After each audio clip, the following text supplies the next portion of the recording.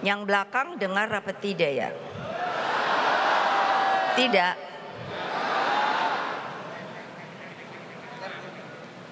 Dengar. Assalamualaikum warahmatullahi wabarakatuh.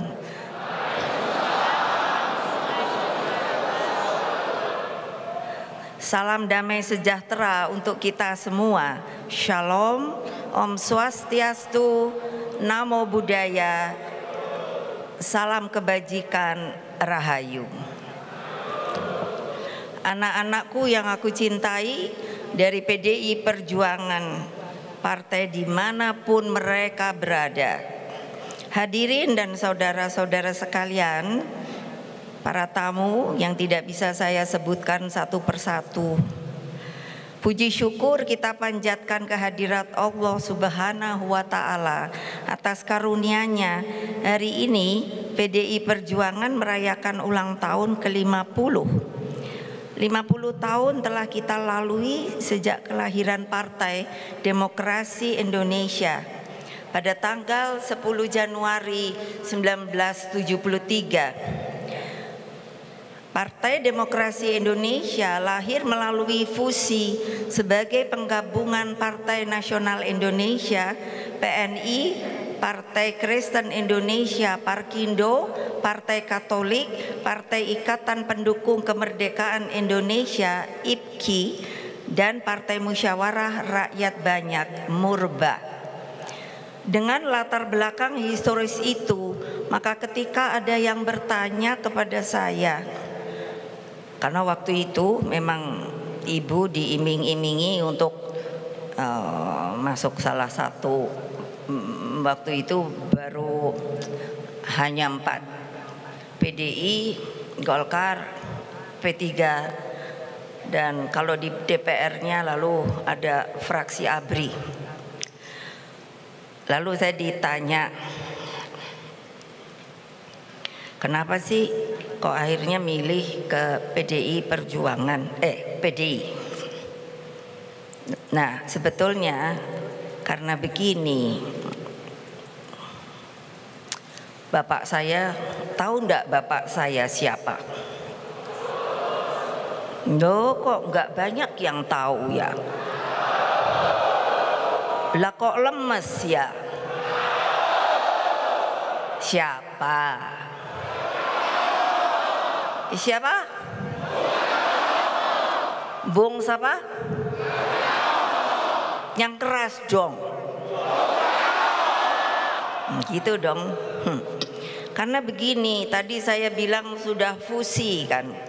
Jadi ketika saya diminta, jadi saya mikir, apa ya fusi? Namanya PDI. Terus saya lihat, oh di situ ada PNI, Partai Nasional Indonesia. Itu didirikan oleh ayah saya, pemimpin saya, Bung Karno, pada tanggal 4 Juni 1927. Jadi itu harus apa? Tertanam di sini. Kalau kalian adalah PDI Perjuangan. Kenapa? Karena bayangkan waktu itu masih zaman penjajahan. Bayangkan, karena Bung Karno mencoba bagaimana untuk supaya bisa yang namanya mengorganisir rakyat untuk bisa diajari kenapa kita nantinya harus merdeka. Nah, sampai akhirnya beliau sama teman-teman beliau itu mendirikan sebuah partai yang namanya Partai Nasional Indonesia. Pada waktu itu jangan dipikir enak loh, masih dijajah loh, sehingga konsekuensinya tidak ringan. Bung Karno harus keluar masuk penjara dan beberapa kali dibuang jauh dari rakyat dan sanak keluarganya. Demi apa? Demi apa? Karena berkeinginan wilayah yang disebut Nusantara yang merupakan masih daerah dijajah oleh Belanda, ada Jepang, itu dimerdekakan untuk membentuk sebuah negara, untuk membentuk sebuah bangsa yang sekarang diberi nama bangsa Indonesia. Hebat apa enggak? Ya, kalian tuh mesti ingat loh, harus ingat dari mana datangnya asal kalian. Kalian itu datang dari sebuah bangsa yang pada waktu itu saya kalau lihat, saya pikir ilah, kok kayak gini toh. Loh kok sekarang setelah merdeka saya melihat semangat makin turun, makin turun, makin turun, makin turun. Hanya ingin mendapatkan kenyamanan, ingin mendapatkan kekuasaan. Tapi beliau itu saya yang luar biasa. Jangan dulu waktu baru masuk partai saya selalu dibilang kalau ngomong Bung Karno, Bung Karno, karena pada waktu itu kan sangat dibuat jangan berani ngomongi Bung Karno. Tapi kalau lalu orang banyak bilang begini, ya terang saja itu kan anaknya.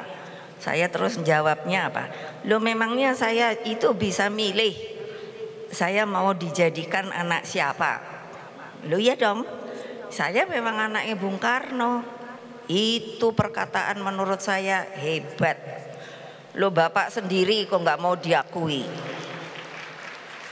Aneh orang waktu itu.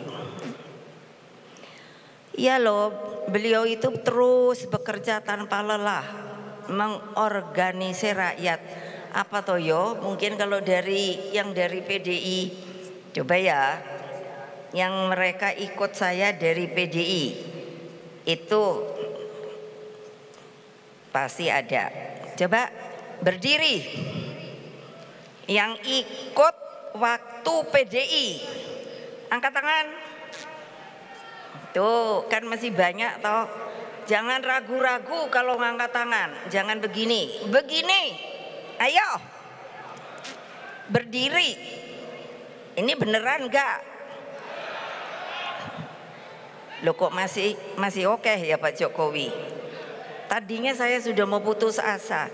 Ya duduk kembali, terima kasih. Saya sudah mau putus asa. Iki sing tuwek-tuwek iki wis pensiun apa enggak loh Pak. Semangat banget loh. Itu yang di luar di Satgas itu juga begitu. Sampai saya kewalahan. Mereka pada mau datang bilang pada Pak Sekjen, enggak apa-apa, kita gotong royong mau apa itu namanya bus, pakai bus mau datang. Lah saya ya bilang tempatnya kumana toyo, ini semuanya adalah 17.000 di dalam 10.000, yang Satgasnya 7.000, 2 ya batalion perempuan Pak Sekjen. Oh sekarang nambah, perempuannya itu 4 batalion. Yang mimpin itu Pak Ganif. Wah beliau begitu ngajar Satgas Pak Jokowi, wah katanya saya punya anak buah lagi katanya. Saya selalu dilapori loh. Jadi jangan dong, ini harus masuk ke dalam hati kalian. Jangan hanya dengar pidato ibu tapi budak, masukkan sini. Kita ini bonding antara ini dan ini. Satu tuh terus mancur ke atas. Kenapa? Kita diparingi loh sama Gusti Allah loh, bisa jadi begini loh. Jadi kalau saya dengan segala hormat saya, kalau ada anak buah yang sudah di dalam aturan partainya harus sampai tingkat pemecatan, ya saya teken jeret. Jadi jangan bikin tangan ibu ini untuk membuat itu. Lah sekarang saya bikin aturan baru supaya ya sudah, kalau kamu gitu mundur aja. Ya nggak mau. Dulu Pak Jokowi saya tuh gugatannya segini loh, sama anak buah saya sendiri, sama sekjen. Itu ada Pak Pramono Anung. Karena atas nama partai toh, padahal mereka benar-benar ada yang tidak menjalankan aturan partai, ada yang berkhianat dan lain sebagainya. Ini makanya dengan segala hormat saya pada teman-teman partai lain, ini kali ini tidak mengundang karena ini adalah konsolidasi partai untuk apa? Kangen-kangenan, dan saya tidak muncul bertatap muka seperti ini sudah hampir 3 tahunan. Jadi sekarang saya ingin tahu pasukan saya ini masih ada apa tidak. Ternyata alhamdulillah. Karena apa? Karena beliau tahu tidak bisa kalau hanya manggil-manggil yang namanya rakyat kebanyakan. Rakyat kita pada waktu itu dan sampai sekarang masih banyak yang belum berpengetahuan cukup, masih sangat sederhana. Saya pernah cerita Bung Karno dengan wah biasa menggelegar begitu. Kita jangan mau dihisap begitu pidatonya, antar manusia dengan manusia begitu. Terus beliau kan bilangnya dengan fasih eksploitasi gitu, delom parlom gitu, artinya manusia itu dieksploitasi dengan manusia lain. Terus saya waktu dijadikan DPR, saya juga kan memberikan masukan seperti itu. Terus ada dengan semangat berapa orang, kulo ngertos Bu. Saya bilang kita jangan mau lagi menjadi manusia yang terhisap, yang dijajah begitu. Lalu ada yang angkat tangan, kulo ngertos Bu. Karena kalau di Jawa Tengah tuh mesti pinter bahasa Jawa. Saya bahasa Jawa kalau sama rakyat. Saya bilang nopo niku lom-pelom. Waduh mateng, nopo niku lom-pelom niku Bung Karno gitu.